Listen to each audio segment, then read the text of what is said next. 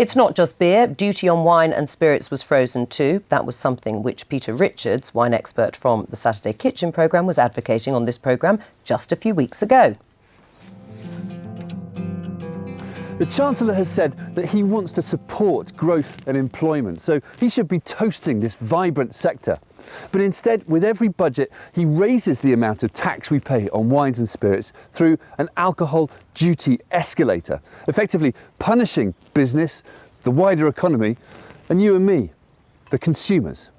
It's time for government to take a sober look at the facts and call time on duty.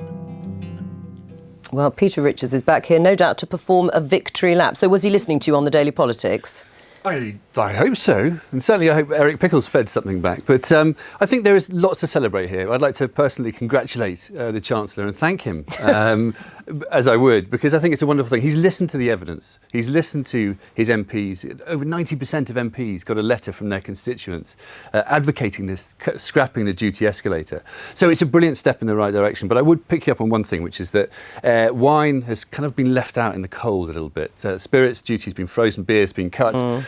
Cider's been frozen, but wine's still going up with inflation. So whilst the duty escalator has been scrapped, the duty's still going up with inflation. You still want wine. more. Is that bottle for the Chancellor, then? This bottle is for you, actually, Jo, because... But he takes such a bribe. No, let me clarify. I'll talk it's very to you important. BBC rules, I know. It's not a gift. It's an educational tool to help you understand. Because you teased me last time I came in. You teased me for being a wine expert without any wine. So this is to remedy that. But it's also a serious point is that the English wine, you know, we make some fantastic wines in this country. It's a nascent industry that needs help and support. Right. So for the Chancellor to support it, I think cutting wine duty or freezing wine duty in the next budget would be the way forward. OK, but freezing it, who does that benefit? Producers, or would it actually help consumers?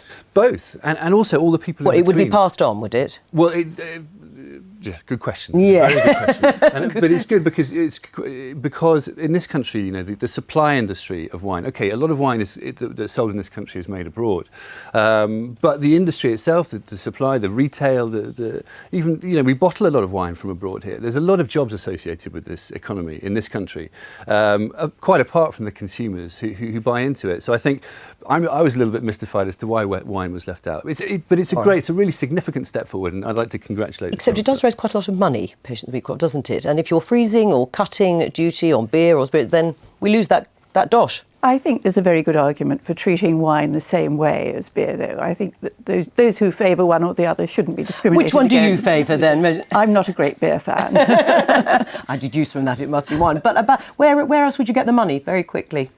Well, hopefully we'll find other ways to get the money, she said, not having thought about the answer to that question. It's very honest of you. But what I am pleased about is, you know, whether people pass it on or not, I'd like to see our pubs saved. And a lot of them are financially fragile because they're a community asset. So I'm pro-pub. All right. We'll drink to that, I suppose.